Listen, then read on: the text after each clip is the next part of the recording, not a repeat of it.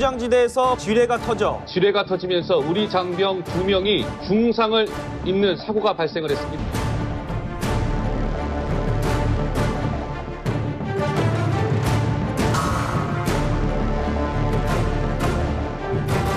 통문 바닥에서 갑자기 흙먼지가 치솟습니다.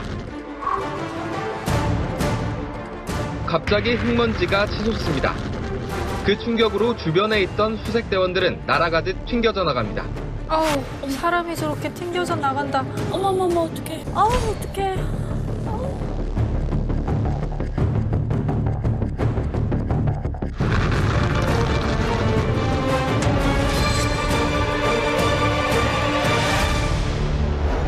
네. 와. 아니 근데 저 당시에 보도로 발목질이라고만 들었었는데 이렇게 영상으로 보니까 규모가 상당히 컸네요. 어마어마합니다.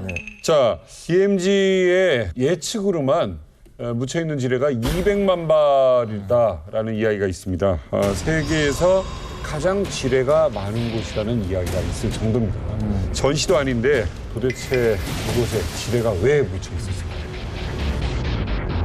2015년 8월 4일이었습니다. 8명의 우리 수색대원이 DMZ를 점검하기 위해서 DMZ 철조망 인근까지 도착을 합니다. 이로부터 5분 뒤 오전 7시 33분 선발대 선탑에선 김정원 하사가 철책에 붙어있는 통문을 열고 DMZ 안쪽으로 조심스럽게 들어갑니다. 왼쪽으로 한 5m쯤 걸어갔는데 불과 2분 뒤 오전 7시 35분 선탑 김정원 하사의 뒤를 이어서 후발대인 하재원 하사가 통문을 통과합니다. 그런데 그 순간 굉음의 폭발음이 발생을 합니다. 하재원 하사가 밟았던 그 자리에 목함 지뢰가 묻혀 있었던 겁니다. 또 하재원 하사가 목숨은 건졌지만 오른쪽 무릎 위 그리고 왼쪽 무릎 아래까지 양쪽 다리가 절단되는 큰 부상을 입게 됩니다. 그런데 불과 5분 만에 오전 7시 40분에 동료 대원인 김정원 하사와 동료 군인들이 하재원 하사를 들쳐 업습니다. 네. 그런데 통문 밖으로 나가는 그 순간 김정원 하사가 발을 디뎠는데 그때 2차 폭발이 빵 하고 또 터진 겁니다. 이 사고로 김정원 하사도 오른쪽 발목이 절단되는 사고를 겪게 됩니다. 불과 몇 분 만에 긴박했던 폭발이 2차례 일어났습니다. DMZ에서 폭발한 지뢰의 출처 충격적이었습니다. 방금 영상 보셨다시피 북한제 목함 지뢰였는데요. 전방 지역에서는 폭우로 인해 가지고 과거에 묻어뒀던 지뢰들이 여기저기 떠다니는 경우가 왕왕 있었거든요. 네. 북한에서 떠내려온 목함지뢰 16발이 강화도 일대에서 주변 논에서 발견된 지뢰까지 합치면 모두 5발이나 됩니다. 지뢰 혹은 탄약일 가능성이 높아 보입니다. 북한에서 떠내려온 목함지뢰가 폭발해 한 명이 숨지고 한 명이 크게 다쳤습니다. 과연 이제 그런 경우에 해당하느냐? 그게 아니라 남쪽 지형이 북쪽 지형보다 높거든요. 떠내려간다면 높은 데서 낮은 데로 가는데 낮은 데서 기어 올라올 수는 없잖아요. 그다음에 보통 거기는 우리 군인들이 맨날 다니는 데예요. 그러니까 이미 사실 지뢰가 클리어가 되어 있는 상태라고 볼 수가 있고요. 또 만약에 지뢰가 쓸려 놨다면은 이 지뢰가 보여야 되고 흙과 같이 쓸려 왔을 경우에는 쓸려온 흙들이 있어야 될 거 아니에요. 근데 그런 게 전혀 없었던 겁니다. 그래서 이것만 봐도 이것은 자연스럽게 빗물에 밀려 내려온 것은 아니다. 이렇게 판단했던 이게 8월 4일이면 한참 여름이고요. 7시 반이면 눈에 훤할 때야. 그러니까 눈에 보이지 않았다는 건 즉 묻혀 있었다는 얘기죠. 묻어놨다는 거죠. 묻혀서 고드랍게 만들어놨다는 거겠죠. 그러니까 지뢰가 이제 묻혀있던 장소를 한번 우리가 가만히 봐야 되는데 1차 폭발이 일어난 장소는 통문에서 북쪽으로 40cm 떨어진 지점이었습니다.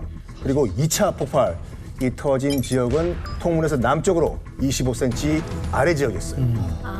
과연 저게 물에 떠내려 와가지고 하필이면 우리 병사들이 왔다 갔다 하는 수색로로 또 출입문 앞뒤로 저렇게 우연히 묻혀 있었다? 그건 말이 안 되는 것 같아요. 이거 너무 명백한 도발인데? 거기다 예를 들어가지고 문이 지금 닫혀 있잖아. 넘겨왔다 하더라도 하나는 이해가 되는데 하나는 저 물을 갖다 또 들어와가지고 여기 그건 가능하지가 않죠. 그러니까 인위적인 거죠. 아니 이거 일부러 와서 심은 거 맞는 것 같은데요? 뭐 제 경험으로는 그렇습니다. 예, 일부러 와서 묻어놓지 않는 다음에는 여러 번 뭐 말씀하셨듯이 주기적으로 다니는 통로인데 그럼 여기까지 침투를 했다는 거잖아요. 그렇죠. 예. 너무 아니, 근데 왜 여기다가 아니 도발의 방식은 여러 가지가 있을 수 있잖아요. 근데 굳이 이 젊은 병사들을 군인들을 상대로 이렇게까지 해야 되는지 마귀 아니야 저 정도면? 그러니까 이거 아니 또 그쪽 그런 게 이 북한군이 어떻게 보면 통문을 열고 들어와가지고 지뢰를 설치하고 다시 나가는. 그렇지, 그렇지. 그런데 중요한 게 있어요. 그때 당시 제가 취재하면서 저도 기억나는데 우리 군의 근무 기록지를 기자들이 취재를 했었어요. 근데 그때 한 달 전 7월 22일 수색할 당시만 하더라도 지뢰가 없었어. 지뢰 매설이 안 돼 있던 거예요. 그리고 그날 기상청 기록을 제가 살펴보니까 7월 24일부터 26일까지 해당 지역에 150mm의 폭우가 내렸어요. 그리고 북한군 초소 병력 교대가 7월 25일에 이루어졌거든요. 그러면 8월 4일에 지뢰 도발이 있었으니까 폭우가 끝나고 북한군 초소 병력 교대가 맞춰진 26일부터 8월 1일 사이에 북한군이 지뢰를 매설했다라고 당시 우리 군도 잠정적인 결론을 내립니다. 그런데 더 놀랍고 끔찍한 건 우리 기준으로 DMZ 안쪽에 1차 폭발, 그다음에 DMZ 바깥쪽에 2차 폭발이잖아요. 우리 영토에. 2차 폭발의 구덩이보다 1차 폭발의 구덩이가 2배는 컸습니다.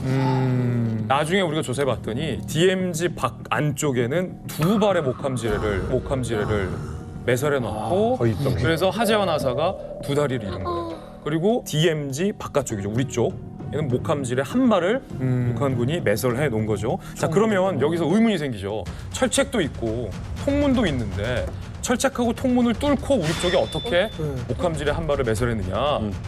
그 통문 밑에 이렇게 한 15cm에서 20cm 정도의 한 15cm에서 20cm 정도의 틈이 있어요. 그래서 저 틈으로 밑으로 목함지뢰 1개를 매설하고 흙으로 덮어놓고 돌아갔을 것이다. 충분히 시뮬레이션 해봤는데 가능하더라고요.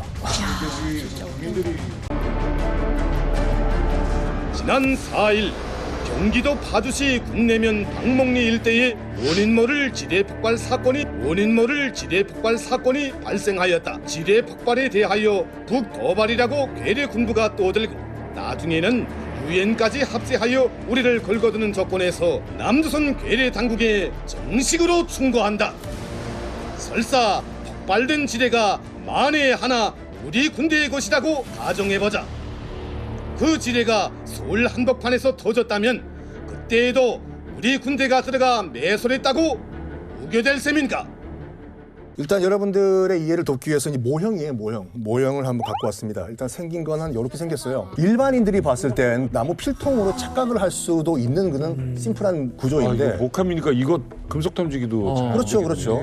일단 길이는 한 22cm가 되고 높이는 4.5cm고 폭은 한 9cm 정도가 돼요. 그렇게 크지가 않아요. 그래서 요렇게 살짝 용수철로 받쳐놓은 상태에서 땅에 놔두고 이게 눌러주면 밟으면 터지는데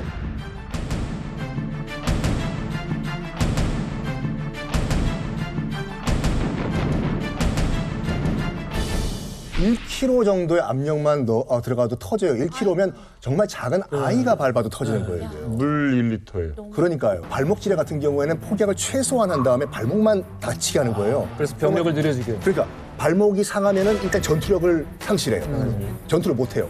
그렇게 만들어내는 발목 지뢰 형태인데 폭발력이 생각보다 강합니다. 일단 일반적인 그 목함 지뢰를 봤을 때는 이 폭발 원점에서 1m 안에 있다고 하면 폐가 손상이 돼요. 폐가 손상이 되고 3.5m 이내에 있다고 하면 일단 고막이 손상이 돼요. 그리고 13m, 15m 이내에 있으면 창문이 다 깨질 정도로 만만한 지뢰가 아니에요. DMZ에서 발생한 지뢰 폭발 사건, 이때 우리가 절대 잊지 말아야 할 두 장병의 엄청난 피해가 있었습니다. 우리 군장병 하재헌 하사 그리고 김정원 하사가 계셨는데요. 그들은 과연 7년이 지난 지금 어떻게 살고 계실까요? 저희 스튜디오에서 두 분을 모셨습니다.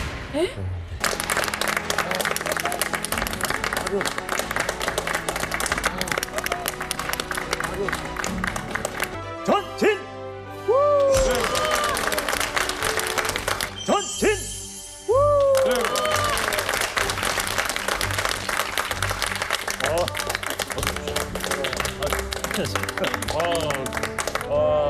일단 나와주셔서 너무 감사합니다.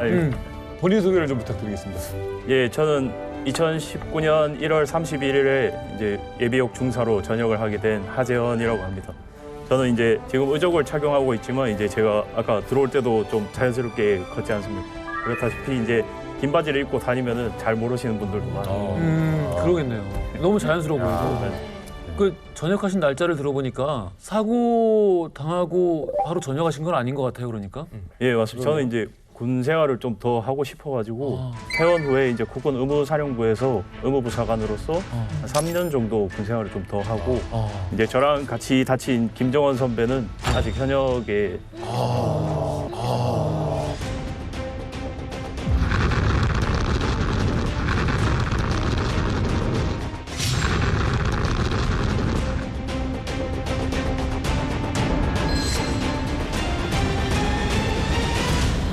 아니 평소같이 이렇게 사실 이제 수색 작전을 나갔다가 갑자기 사고를 당하신 거잖아요.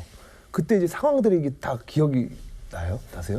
예, 저희는 이제 그 당시에 의식이 있어가지고 상황이 다 기억이 나는데 그 작전 지역을 다른 팀원들이 며칠 전에 갔다 왔던 지역이에요. 그래가지고 이제 저희는 평소처럼 작전을 준비하고 투입이 되게 되었는데 이제 김정원 중사가 먼저 통문을 넘어서고 저한테 들어오라고 수신호를 보내가지고 제가 들어갔는데 발을 한 발짝 딱 내딛자마자 이제 지뢰가 터진 거예요. 그러면서 이제 저는 잠깐 의식을 잃었다가 시간이 한 5초 정도 그 짧은 순간 지난 후에는 이제 앞이 좀 많이 뿌였어요. 그러면서 이제 귀도 잘 안 들리고 그러면서 이제 시간이 좀 지나니까 점점 다리부터 좀 불타는 고통이 느껴지더라고요.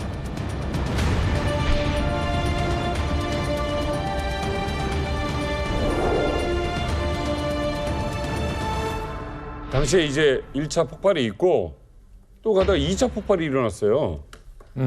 이거 진짜 기적이다라는 이야기를 좀 드릴 수밖에 없는 것 같아요. 그렇죠. 이제 저 같은 경우는 1차 폭발 때 이제 제가 양쪽 다리를 다치게 되었어요. 그러면서 제 상체를 김정은 중사를 잡고 끌고 나오는 과정에서 이제 김정은 중사 발밑에서 지뢰가 터지게 돼요.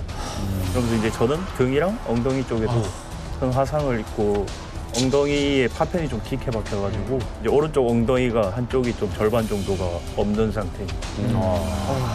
이건 진짜 이거 선을 넘다가 그러니까 정말 그냥 말 그대로 사람을 겨냥해서 거기 심은 거잖아요. 이건 도발이라는 단어는 어울리지 않는 것 같은데 아무튼 이 정도까지 하는데 의도가 무슨 의도가 있을까요? 네, 우리 대한민국에서 살아오신 분들은 대단히 이야기 힘든 이런 이제 북한 체제의 특성이라고 볼 수 있겠습니다.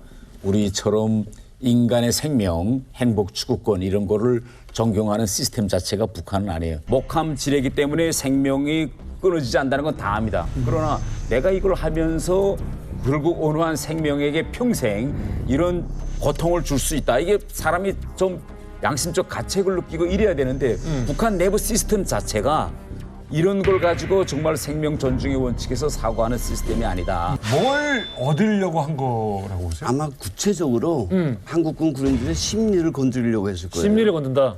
핵, 미사일 이런 도발 같은 거는 어떻게 보면 막연할 수도 있어요. 뭐 해? 쟤네 자주 하는 건데 늘 하던 건데. 예, 이거는 군인들이 늘 한국군 다니는 길에다가 지뢰를 매설했고 군인들이 밟아서 피해를 보게 했어요. 그러면 아마 한국군 군인들도 야, 이건 내가 평상시에 다니는 수색하는 길에 지뢰가 있을 수 있구나. 뭐 본인들은 물론 나는 시행했다 저걸 해서 하겠지만 다른 사람들의 심리는 결정적으로 두려움이 작용할 거예요. 심리전이죠. 이런 걸로 해서 이렇게 아주 특이한 정말 인간이 상상할 수 없는 특이한 도발을 했을 거다라고 생각합니다.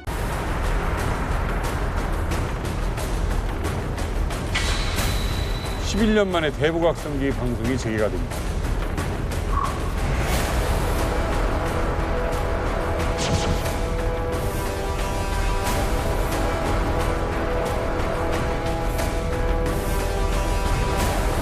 북한 동포 여러분, 사람은 누구나 다른 사람에게 드러내기 싫은 비밀이란 게 있죠. 하지만 독재 국가에서는 그런 인간의 본능까지도 통제하는데요. 빙수야, 빙수야, 사랑해, 사랑해.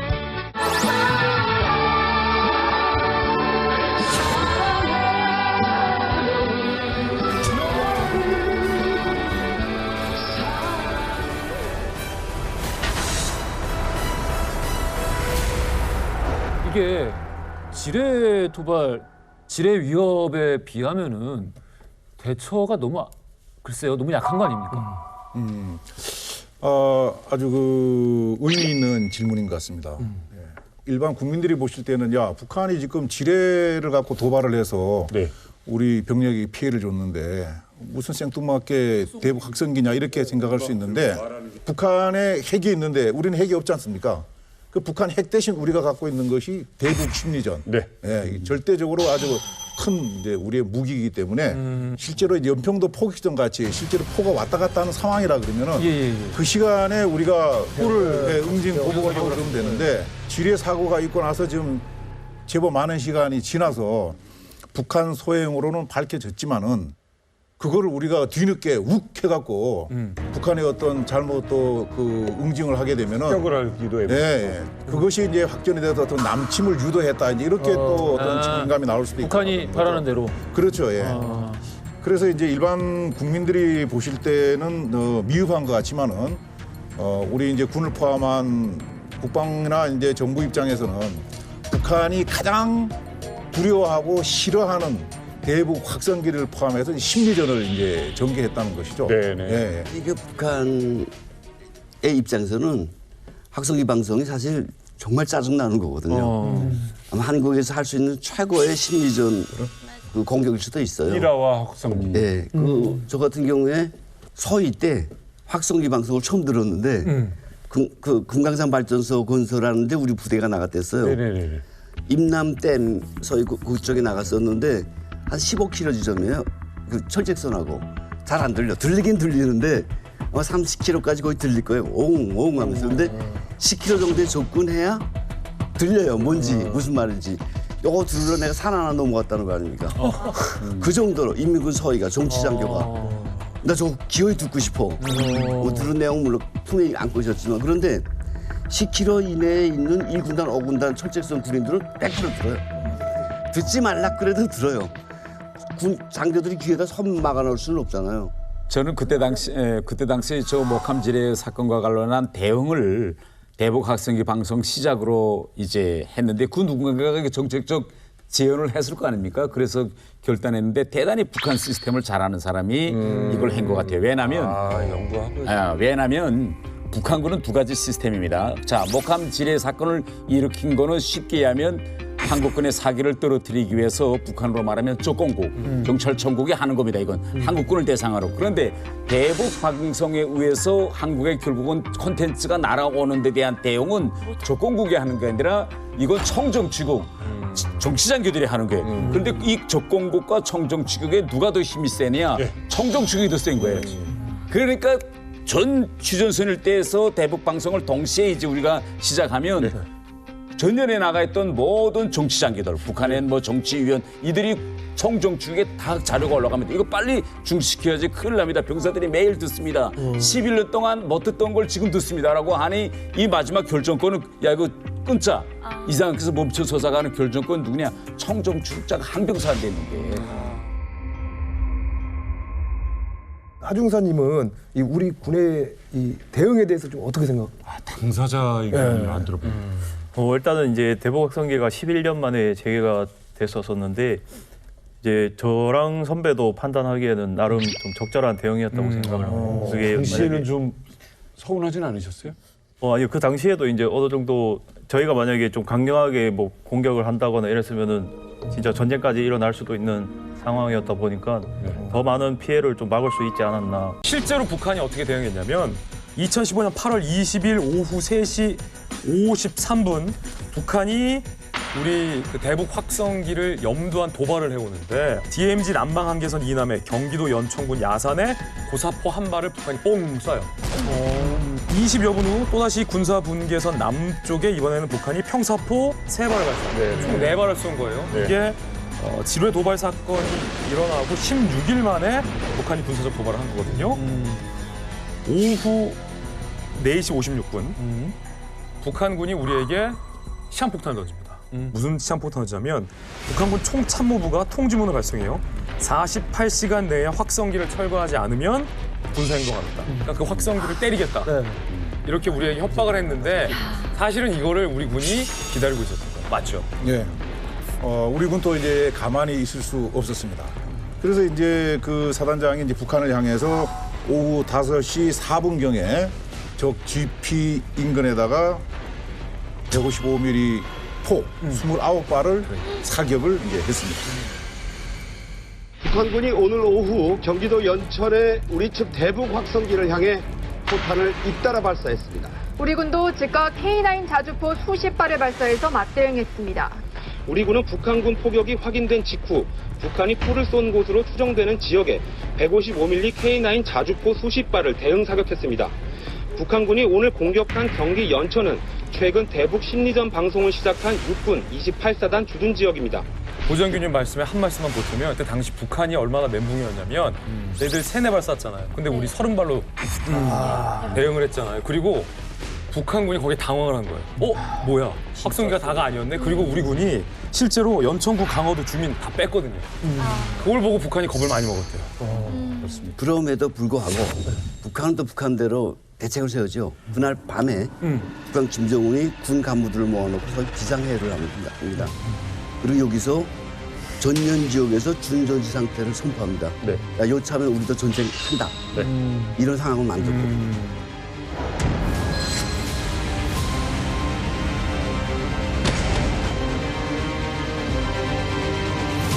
21일 76.2mm 평사포를 비무장지대 안에 전진 배치하고 이선에 머물던 특수부대원들을 일선 부대로 이동시킵니다.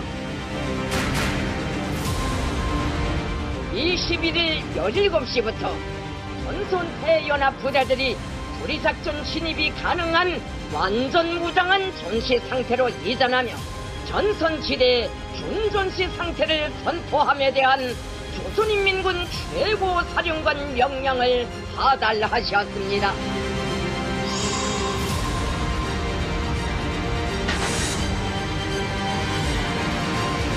국방을 책임진 장관으로서 우리 국민의 안위를 최우선적으로 지켜내고 이번에야말로 북한 도발의 악순환 고리를 끊어내겠습니다.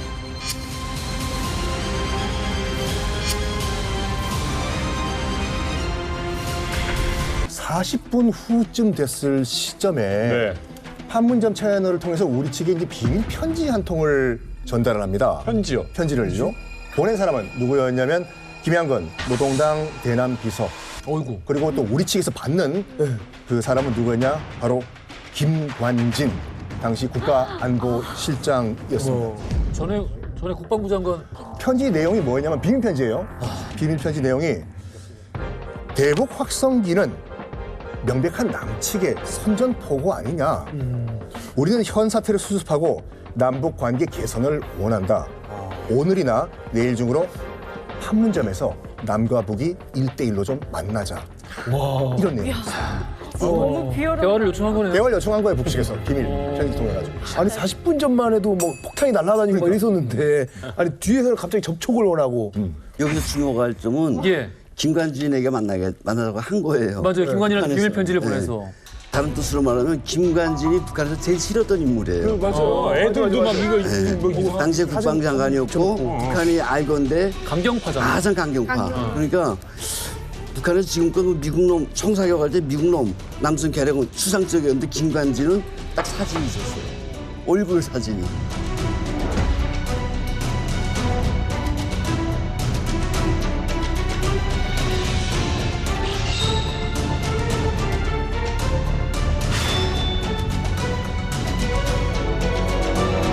많이 도발한다면 그때야말로 더 이상 추가적인 도발을 감히 생각지도 못할 정도로 철저하게 응시해야 합니다. 놈의 tuk둥절개 민족 반역자인 김관진 놈을 향하여 싹! 저 웃겨. 표적에 김관진 놈이라고 해놨어. 김관진 놈을 죽이라!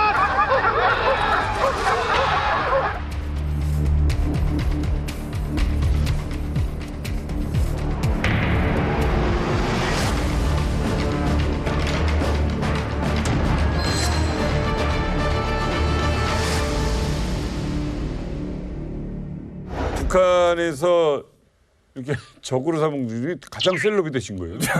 되게 싫어하네요. 아니 이렇게 볼 때는 약간 좀 유치하게 이렇게 보이는데 아니 저분들 그 어느 때보다 진짜 진지하게 훈련에 임하는 거죠. 그렇죠. 이거 제가 북한에서 이제 보위부에 당시 있을 때니까 북한 주민들이 김관진 국방장관을 모르는 사람은 거의나 없어요. 하도 김관진해서 북한 주민들 거의나 다 압니다. 그래. 네, 저희도 이제 뭐 봄, 가을 사교 훈련이라는 걸 합니다. 저희도. 예. 저도 이거 좀 죄송합니다만 네, 김관진 국방장관님 사진에다가 사교 훈련 제대로 했거든요. 북한에서 말하자면 이제 최고조로 이만큼 뭐 김관진 국방장관에 대한 보여주기. 네, 이걸 보여주기 위해서 이제 뭐 개까지 꺼내놓고 했겠죠. 사실 북한은 지금 대한민국에서 역임했던 전 대통령들에 대해서 엄청난 비난을 했었거든요. 그렇지. 그 김영삼 대통령님한테는 저희 아이들끼리 뭐 우로바 자로바 뭐 김영삼이 파마 대가리 뭐 이렇게 뭐 아니면 뭐 뻔대 대가리. 근데 유일하게 대통령들한테만 했었는데 김관진 국방부 장관은 처음이었어요. 그래서 국방부 장관이라고 하면 김관진을 다 북한 사람들이 찍을 정도로 그렇죠, 맞아요. 굉장히 비난의 대상이에요. 김관진 안보실장의 그 반응은 어땠을까? 다 취재됐죠. 그때 당시 기자들에게도. 그 북한 측에서 몰래 편지를 보냈잖아요.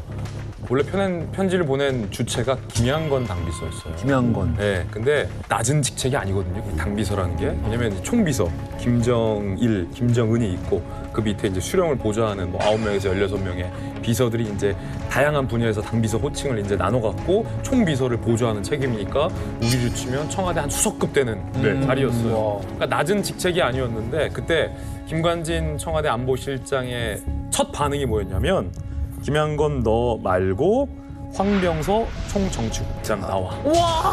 라고 역제안을 한 거예요. 근데 사실 북한이 굉장히 급을 따집니다. 이상하게도 옛날부터 북한이 우리랑 동급이라고 주장하는데 우리가 보기에는 한 급이나 반급 낮은 사람들을 내보내요. 일부러. 근데 제가 봤을 때 김양건 당비서 그다음에 김관진 안보실장 정도면 뭐 나쁘지 않은 카운터 파트너거든요. 근데 김관진 장관이 여기서 한번 튕긴 거예요. 왜냐하면 북한이 아쉬워서 우리한테 지금 제안 보낸 거예요. 은밀하게 비밀리에. 왜냐면 우리는 다 준비를 해놨는데 북한이 만약에 우리 확성기 한 발이라도 확성기에 한 발이라도 맞추면 우리는 수십 배로 대응 사격할 준비를 다 해놨거든요. 그렇지.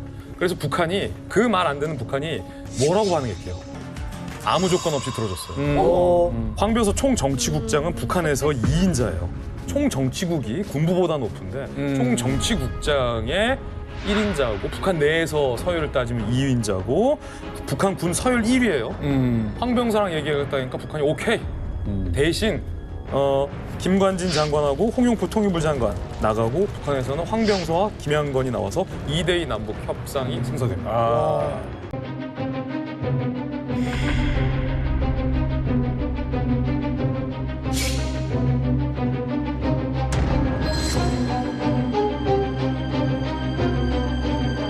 팽팽한 긴장감이 높아지고 있는 남북관계 해결에 실마리가 나올 수 있을지 관심이 그야말로 집중되고 있습니다.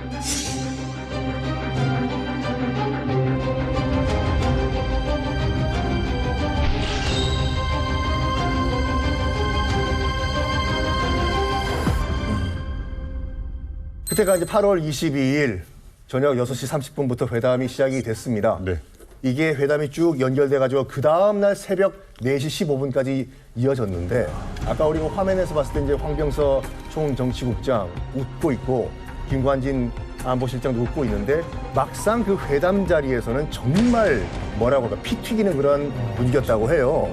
그래서 일단 잠깐 저 썬킴이랑 우리 김진 기자님이 이 한번 그 상황을 좀 재현을 좀 해볼까 해요. 상황극? 네.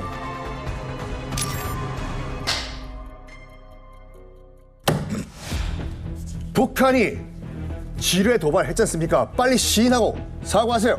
우리가 뭐 직접 본 것도 아니고 잘 모르는 일이요. 이거 뭐 지난 도발을 다 따지면 언제 무슨 일을 하겠습니까? 잘못을 들춰서 따지기보다 앞으로 어떻게 잘할 것인가에 대한 논의를 집중하시라요. 이거 보세요. 지금 저 지뢰 도발은 누가 봐도 지금 누가 의도적으로 묻어놓은 것인데 지금 우리나라 대한민국 젊은이 2명의 인생이 지금 이렇게 파탄이 났습니다. 누군가 책임져야 될 거 아니에요. 우리 국민은 이거 용납 못해요. 북측은 빨리 상응하는 조치를 취하세요. 이거 뭐 잘 모르긴 모르겠고 일단 그 대북 방송부터 중단하고 확성기부터 철거하시라요. 뭐야? 뭐?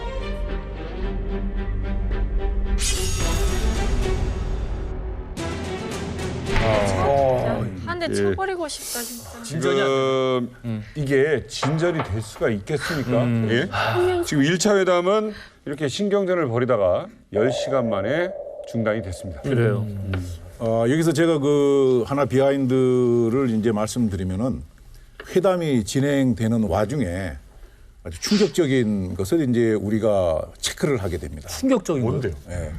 평상시에도 이제 사실 우리가 북한의 전력 중에 관심을 갖는 것 중에 하나가 이제 잠수함인데, 예, 북한 잠수함 기지가 이제 서해에도 있고 동해에도 있는데 거기에 이제 우리가 감시를 강화해서 쭉 들여다보다 보니까 북한 잠수함 전력의 한 70%에 해당되는 한 50여 대가 이제 기지를 이탈한 것이죠. 이탈하면 어디 갔겠습니까? 우리가 보지는 못하지만 우리 어디 수역에 와 있다고 할 수 있는 것이죠. 그렇죠. 그래서 그것이 이제 6.25 이후에 하여튼 가장 많이 기지를 빠져나왔던 그런 현상인데 50대가. 왜 그랬겠는가? 왜? 아마 이제 추정컨대 우리가 체크하고 있다는 걸 북한이 다 알고 있으니까 야, 봤지? 우리 잠수함 다 출동했어. 그러니까는 너희도 우리 회담에서 우리가 원하는 대로 좀 잘 들어줘라. 이런 아마 그 의사 표현일 수도 있고 두 번째는 이제 그것이 안 됐을 경우에는 어떻게 추가적인 또 도발을 할 생각이 아니었겠는가. 이렇게 이제 우리 군에서 판단을 해갖고 전방부터 후방까지 잠수를 이제 준비 태세를 늦추지 않고 계속 이제 대기를 했었습니다. 그러니까 지금 그 장군이 말씀하신 것처럼 협박이랑 그다음 협상이랑 동시에 진행됐어요 지금요. 여차하면 치겠다 이거지 않습니까? 일단 좀 쉬어야 되니까 11시간 정도 쉰 후에 이제 2차 회담이 진행됐는데 2차 회담은 무려 33시간 동안 진행됐어요. 33시간. 그러니까 일정 정도의 합의는 이루어졌습니다. 그러니까 문제는 뭐냐면 최종 결정권자가 일단은 김관진 안보실장이랑 황병서 총비서가 아니잖아요. 우리는 박근혜 대통령이고 저쪽엔 또 김정은 위원장이니까 양쪽에 또 가서 보고를 하고 컨펌을 받아야 돼요. 근데 우리 같은 경우에는 전화로 청와대 연결을 한 거예요. 상황이 이렇게 됐는데 어떻게 할까요? 바로 전화상으로 뭐라고 얘기했겠죠. 근데 북측에서 뭐라고 얘기했냐면 지금 만약에 여기서 우리가 전화 통화를 하면 미국이 감청을 할 수가 있다. 전화는 못 믿는다 해서 판문점에서 평양까지 직접 가서 김정은에게 보고를 하고 대답을 듣고 다시 차 타고 와서 북한 외교부 회의실에 창문이 없습니다. 창문이 없어요. 도청될까봐. 바깥에서 보면 창문이 있는데 먼저 완전 콘크리트로 강당을 짓고 그 다음에 그 위에 건물을 짓습니다. 그래서 외부에서 보면 창문이 있지만은 그 안에는 창문이 단 한 개도 없어요. 그러니까 이 정도로 북한 외교부 회의실도 창문이 없는데 하물며 판문점에서 하는 이 협상을 전화로 김정은한테 보고해서 지시와 컨펌을 받는다. 이건 있을 수가 없습니다. 이거 참 회담은 계속 이어졌어요. 예. 이게 무박 4일이에요. 회담이 길어지니까 모두가 다 피곤하고 모두가 다 신경이 곤두서 있는 건데 그 이유 중에 하나가 바로 회담장에 CCTV가 있었어요. 회담장을 비추는 카메라가 있었는데 그거를 우리는 청와대에서 박근혜 전 대통령이 보고 있었고 북한 김정은이 그 회담장 안을 보고 있으니까 아까 우리 썬킴하고 제가 상황극 재현했지만 양쪽의 1인자들이 보고 있으니까 협상가들이 재량을 발휘할 수 있는 범위가 없는 거예요. 그러니까 무박 4일간 계속 같은 말만 공존할 수밖에 없었던 거죠. 비하인드 스토리 하나가 있는데 김관진 실장이 나중에 이제 기자들 몇몇에게 그때 당시의 비하인드 스토리를 털어줬는데 회담을 하다가 잠깐 화장실을 갔는데 황병서가 화장실에 따라 들어오더래요. 그러더니 황병서가 갑자기 이 상의 재킷을 살짝 열더니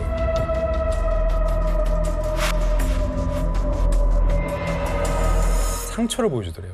상처요? 네. 근데 황병서의 복부 쪽에 때가 시커멓게 낀 오래된 붕대가 여기 감겨져 있대요. 그러면서 김관진 실장에게 김 선생 나 좀 살려주시라요. 라고 얘기를 했다는 거예요. 살려달라고. 그러자 김 실장이 황 선생 때가 되면 내가 좋은 병원 소개시켜 주리다. 그래도 협상은 양보할 수 없어. 이거 북한이 잘못한 거 아니오. 라고 화장실에서 두 분이 얘기를 나눴다라는 비화가 전해지고 있어요. 그러니까 황병서 입장에서도 이 북한이 잘못한 거 알아요. 그리고 북한 군이 벌인 도발이라는 것도 알아요. 하지만 이 정치국을 대표해서 나온 황병선은 북한군의 잘못인 거 알지만 이거를 인정하고 돌아갈 수 없거든요. 적어도 우리 확성기는 끄고 가야지 김정은한테 가서 깨지지 않는 거니까 이렇게 화장실에서 감청이 안 되는 CCTV가 없는 화장실에서 김 실장에게 협상 좀 잘해달라고 사정을 한 거죠. 자, 그렇게 지저대고 했다가 야. 웃음에 들어오시네 지금이. 남북 고위당국자 접촉 공동 보도문을 낭독하겠습니다. 북측은 최근 군사분계선 비무장지대 남측 지역에서 발생한 지뢰 폭발로 남측 군인들이 부상을 당한 것에 대하여 유감을 표명하였다.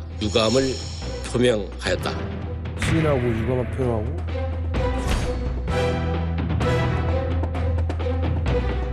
북측은 준 전시 상태를 해제하기로 하였다. 모든 확성기 방송을 8월 25일 12시부로 중단하기로 하였다. 남과 북은 올해 추석을 계기로 이산가족 상봉을 진행하고 앞으로 계속해 나가기로 하였으며 이산가족 상봉을 우리가 받아낸 거죠. 이게 지금 오늘 현 시점에도 이 이야기가 지금 정치권에서 가장 큰 이슈입니다. 우린 사과를 받았잖아. 그러니까 이긴 거야. 또 너네는 지난번에 사과 못 받았잖아. 이런 건데 북한 시스템에서 두 가지입니다. 이런 도발 사건을 했을 때 김정은이 지시에서 처음부터 기획한 것 톱다운 방식을 행거하고 이자 목함지뢰 사건은 밑에서부터 일부 과잉 충성 분자들이 해서 버텀업식으로 한 겁니다. 이 두 가지가 있는데 이 버텀업식으로 한 거는 이자처럼 협상을 통해서 유감 표시나 사과가 가능합니다. 그러나 김정은이가 톱다운 방식으로 한 거는 북한 체제상 유감이나 사과 표시가 있을 수가 없어요. 그러면 우리가 목함지뢰 사건을 전 기간을 놓고 볼 때 4일 날 일어납니다. 그다음에 우리가 10일 날 국방부가 이건 북한 소행이라고 발표하는데 북한이 언제 여기에 대응하느냐? 5.12는 8월 14일 날 대응합니다. 만약 김정은의 지시에 있어서 다 준비된 거라면 8월 10일 날 발표하자마자 그 다음 날 즉시에 대응하는데 북한도 야 이거 어떡하지? 알아보다 나니까 5일이 흘러온 거예요. 8월 14일 날에 하고 8월 20일 날에 결국은 준선시 상태하고 이거 놓고 보면 결국은 톱다운 방식이 김정은의 지시에서 기획한 게 아니고 밑에 정찰총국이라든가 적공국 애들이 과잉 충성을 하기 위해서 이자처럼 정상적인 사고를 가지고 납득하기 어려운 이런 일을 저지른 거죠. 자, 이때 남북의 한 합의가 825 합의라고 부르는데 도발로 시작해서 합의로 마무리가 됐습니다. 대표님, 의미가 있다고 생각하세요? 네, 나름대로 이 4일간의 담판을 통해서 남북한이 나름대로 얻은 것 있다고 서로 발표를 하지 않습니까? 실제로 회담이 끝난 2달 후에죠. 군강산에서 이산가족 상봉이 이루어지게 됩니다.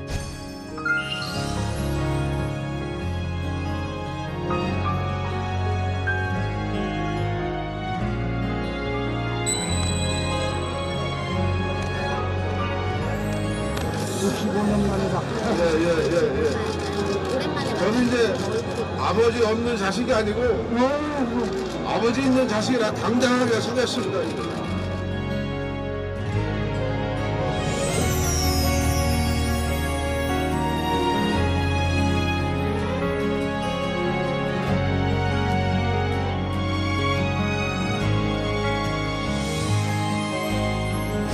그리고 이렇게 긴장했던 남북한의 군사대결 상태가 이른바 회담을 통해서 완화됩니다. 그리고 또 중요한 거는 대북 확성기 방송의 전략적 위상이 확인된 이런 데서 의미가 있다고 봅니다. 저는 조금 이렇게 생각이 좀 다른 게 그 확성기 방송이라는 게 좀 그렇고요. 자꾸 이걸 갖다가 감정적으로 예를 들어서 우리가 세게 나가니까 저쪽이 굴복하더라 이런 식으로 해석하는 거에 전 동의하지 않거든요. 그러니까 북한의 지도층은 그때 그 강경 대결을 원하지 않았던 거예요. 그러니까 협상에 나왔던 거고 그 군부 내에서 스친 사고를 갖다 어떤 식으로도 수습하려고 했던 그런 과정이 있었다고 보는 게 왜냐하면 자꾸 이렇게 강대 강으로 가게 되면은 사실 어떤 일들이 벌어지냐면 계속 북한에서 또 무력 대응을 하고 그러면 결국 우리 병사들만 사실은 피해를 보게 되거든요. 저는 그런 것까지 같이 좀 생각을 해야 된다. 이것은 감정적으로 해결할 문제가 아니라 좀 구체적으로 파악을 해서 이게 도대체 뭐냐. 북한 정권 정말 김정은 정권의 의도가 담긴 거냐부터 아니면 이거 딱 보게 되면 저쪽에 의지와 상관없이 벌어진 사태냐에 따라서 대응 기조가 좀 다르거든요. 네네. 듣기에는 참 좋거든요. 그러니까 얼마나 화가 납니까? 저놈들이 저런 짓을 했으니까 우리도 감정풀이를 하려고 하는데 속 시원하지. 네, 속은 시원한데 과연 이게 문제를 푸는 올바른 방식이냐에 대해서 좀 조금 회의적이에요.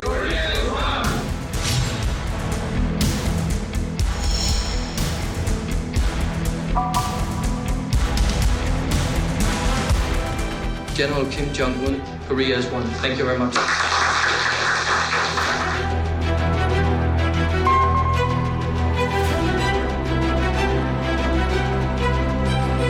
자, 저 인물입니다. 이 사람. 자, 오늘의 주인공입니다. 이름 울리히 라르센. 딱 들으면 유럽 이름 같죠?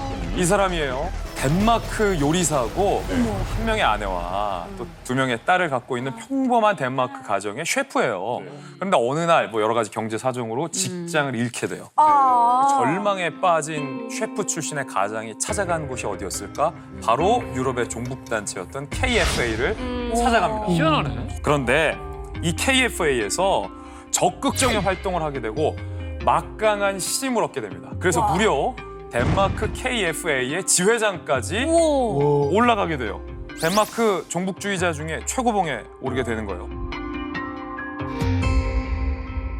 그런데 여기서 충격적인 반전이 있습니다. 울리히 라르센이 KFA를 찾아간 이유가 바로 북한의 진실을 캐기 위해서 갑니다.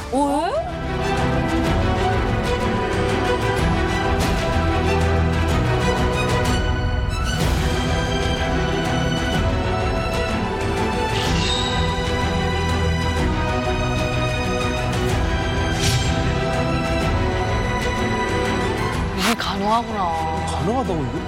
야, 저기 걸리면 바로.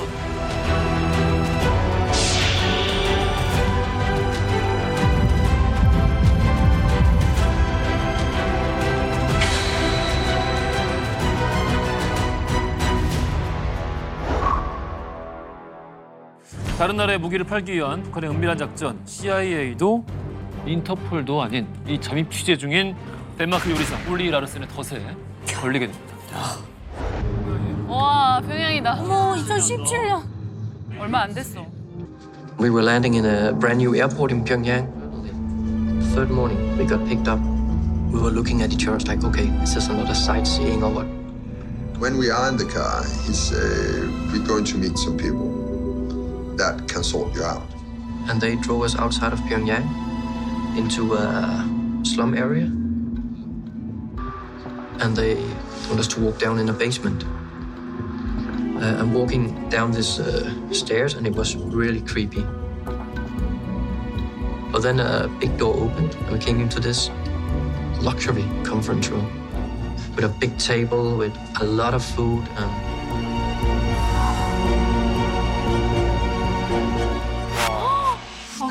와, 이 사람 진짜 강심장이다. Then they surprised us by taking up the catalog of their weapon systems. And I was like, okay. 카탈로그? They give me pictures. They say this is what we can sort you out with. Like a sort of menu? Yeah. Okay. 이 메뉴. 와.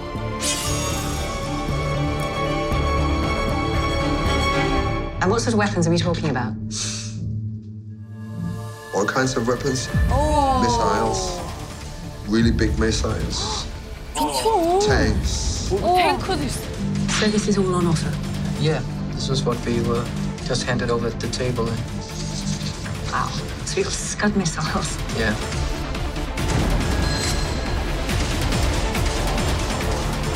When they took up all the papers, it was like a menu card on a pizzeria in Denmark. You know, just looking at those papers, I was like, well, now I've seen this, and now they're probably gonna kill me for seeing it. But they were like, please, you can have it home with you and think about it and get back to Mr. Kang, my contact person. So those papers, when we came to Beijing on our way back, I just took all of them put out of my bed and the floor in the hotel and just took pictures of everyone just to secure if somebody would steal them from the hotel or they'd be caught in the airport. And I tried to send them back home an email, so I created a second email for myself just to somehow secure it.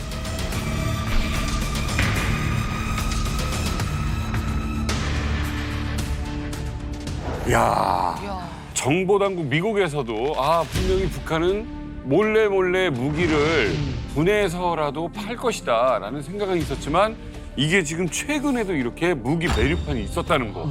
이게 세상에 알려지게 된 겁니다. 스커드 미사일 5발이 이제 1,400만 달러니까 우리 돈으로 약 183억. 스커드 미사일 같은 경우에는 사거리가 1,000km이기 때문에 나만 다 커버를 해요. 그리고 고폭탄 탄두랑 열기압 탄두, 이제 요즘 쓰면 안 되는 그 진공폭탄이라고 하지 않습니까? 그게 한 209억 이 정도라고 하는데 오프 더 레코드에서 물어봤어요. 그럼 이 정도가 그럼 싼 거냐고 물어봤더니 굉장히 싸대 한 반값 정도 안 된대요, 이게요. 값이야, 이게. 근데 뭐냐고 하면 북한 미사일이나 이런 거 같은 경우에는 첨단 무기는 질은 떨어진대, 고장은 좀 나는데 이런 말을 하더라고요. 정품 고장 안 나는 거 2만 원에 살래? 아니면 전자상가에서 조립한 약간 짝퉁 고장은 나지만 반값 살래? 똑같은 사양에. 그래도 조립 산다 이거죠. 반값이니까. 그렇지. 저는 이거 영화 보고 깜짝 놀랐던 게 적발된 무기들은 많이 봤는데 이걸 어떻게 팔까가 늘 궁금했는데 설마 이 종이 쪼가리 메뉴판을 두고 거래하는 건 전 처음 봤어요. 진짜로 기자생활 14년 만에 저렇게 북한이 무기를 거래하는 건 처음 봤어요. 태블릿도 아니야. 그런 태블릿도 아니야. 그러네, 태블릿도 그래서 제가 아니야. 이 영화를 보고 취재를 해봤다니까요. 어떻게 했냐면 예컨대 북한이 신형 제품이다. 예를 들어서 북한에도 동지 공대공 미사일이 있습니다. 근데 처음 공대공 미사일이 필요해서 사는 입장에서 이걸 어떻게 신뢰하냐. 실물이 있는지도 모르겠고 북한 영화 거짓말 잘하니까 재원하고 거래 정보랑 가격은 이 페이퍼로 하는데 구매자 입장에서 실물을 확인하는 방법은 북한의 열병식이네. 그게 그러면은 나도 그 얘기. 매해 북한이 전 세계로 생중계하는 무기 전람회. 적국의 존엄을 걸고 조선만대의 번영을 담보하며 인민 앞에 세계 앞에 나섰습니다. 그러네. 이게 홍시 박람회. 김정은이 쇼호스트인 거야. 야, 쇼호스트다 진짜. 거기에서 실물로 생산된 상품을 확인하고 북한이 정기적으로 조선중앙 TV를 통해서 도발을 해요. 신형 방상포를 쏴 보여주는 거지. 그거를 통해서 성능을 보여주는 거야. 성능 이 정도다. 이의 흉년 무력은 이 행성 그 어디에 있는 적이건 일격에 쓸어버리고 북한의 열병식이 북한 무기의 홈쇼핑이라면 북한 무기 쇼핑몰은 없겠습니까? 있겠죠. 몰도 있어? 있었어요. 진짜요? 그럼 미국이 그냥 두겠어요? 2019년에 북한이 이런 쇼핑몰을 열었어요. 어머머.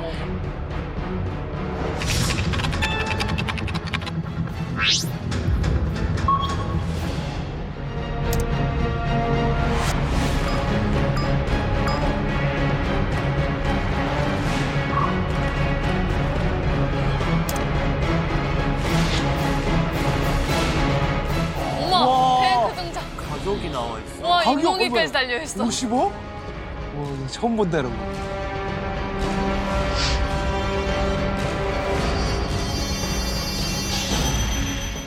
조류 추적 장비.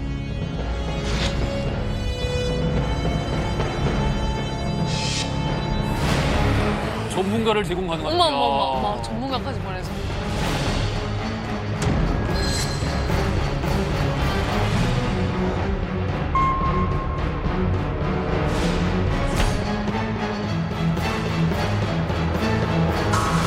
와. 야.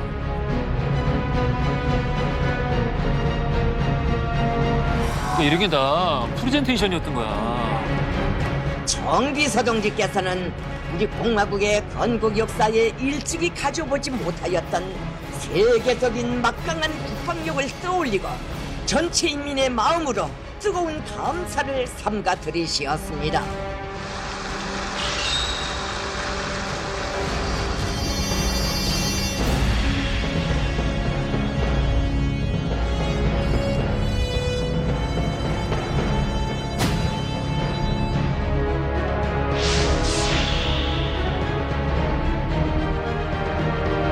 이런 걸로 자꾸 자료 써서 홍보하는구나. 홍보했던 거야. 와. 이야기를 쭉 듣다 보니까 앞에서 이제 이야기 나오던 것과 쇼핑몰이란 이제 이야기가 나온 이후의 말은 많이 달라지는 것 같은데 왜냐하면은 앞에 부분은 기존에 이제 뭐 어떤 바이어들 그리고 원래 신뢰가 쌓였던 사람들을 상대로 이를테면 멤버십 판매였다라면은 쇼핑몰이 있다라는 거는 혹시 그러면 돈만 있으면 아무나 살 수 있다는 거예요? 그러니까 맞아요. 이게 그만큼 북한이 얼마나 외화벌이에 목을 매고 있나를 방증할 수 있는 건데 돈만 있으면 다 살 수 있어요. 어머. 진짜로요? 2019년에 만들어진 이 북한의 무기 쇼핑몰은 위험하다. 누구에게나 공개가 돼요. 세상에. 아유, 배달 지금 이런 와요? 걸 근데 어떻게 이게 근데 물론 겉으로 봤을 때는 북한 무기 쇼핑몰이 아니라 중국에 기반을 둔 무역회사 홈페이지였는데 거기 안에 들어가 보면은 거기서 무기를 팔고 있었던 거예요. 그래서 카테고리가 뭐냐면은 농기구. 농기구는 뭘 팔 것 같아요? 농기구 안에 들어가면 해당 그 무기가 나옵니다. 와. 맞아요, 전차. 조류 추적 기구, 미사일. 2021년도 국방발전 전시회라는 걸 만들었어요. 근데 저걸 만드는 이유가 뭐 메인은 북한 사람들한테 우리는 군사 강국이라는 걸 보여주자는 데 있어요. 체제 선전이고. 근데 두 번째 가장 큰 목적은 뭐냐면 이제 어떤 사람이 무기를 사러 와요. 근데 무기 공장에는 이 사람을 무기 공장까지 데려갈 만큼 신뢰하지 못하지. 북한에 왔던 외국 수반 중에서 북한 무기 공장에 들어갔던 사람은 피델 카스트로라는 사람이 나밖에 없습니다. 역시. 너는 내가 동지니까 믿는다. 그래가지고 탱크 공장을 들어가서 지하에 들어가서 보여줬는데 그러니까 이걸 공식적으로 만들어 놓으면 그 무기 우리 전시관에 가.